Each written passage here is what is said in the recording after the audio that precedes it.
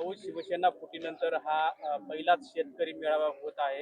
या शेतकरी मेळाव्याच्या संदर्भामध्ये कशा पद्धतीचं नियोजन चालू आहे आणि या मेळाव्याला एकूण शेतकरी किती येतील? शेतकरी संघटनेचे महाराष्ट्राचे माजी प्रदेशाध्यक्ष आदरणीय शंकरअण्णा धोंडगे आणि त्यांच्याबरोबर मोठ्या प्रमाणामध्ये शेतकरी संघटनेचे महाराष्ट्रातील कार्यकर्ते, त्याचबरोबर मध्यंतरी त्यांनी BRS पक्षामध्ये प्रवेश केलेला होता आणि BRS पक्षाची मोठ्या प्रमाणामध्ये महाराष्ट्रामध्ये बांधणी केलेली होती।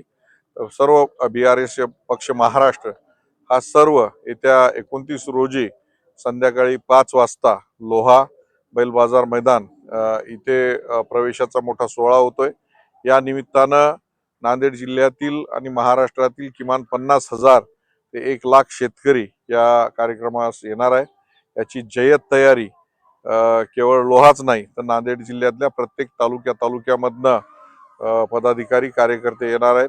आजच नांदेड विश्रामगृह येथे मी स्वतः, त्याचबरोबर शिवसेनेचे उत्तरचे आमदार बालाजीराव कल्याणकर, दक्षिणचे आमदार माननीय आनंदराव बोंडारकर, हदगावचे आमदार श्री बाबूरावजी कदम यांच्या अध्यक्षतेखाली व 4 जिल्हा प्रमुख व सर्व 16 तालुका प्रमुख यांची बैठक झाली आणि प्रत्येक किमान तालुक्यातनं 200-200 गाड्या या सभेसाठी येत आहेत आणि आजूबाजूच्या 4-5 जिल्ह्यामध्ये या सभेच्या संदर्भामध्ये मोठी उत्सुकता आहे। माननीय एकनाथ शिंदे साहेब हे शेतकऱ्यांचं, गरिबांचं, दीनदलित दुबळ्यांचं नेतृत्व आहे आणि या नेतृत्वाला ऐकण्यासाठी हजारोच्या संख्येनं आपण यावं असं नम्र कळकळीचं आवाहन मी नांदेडकरांना करतो।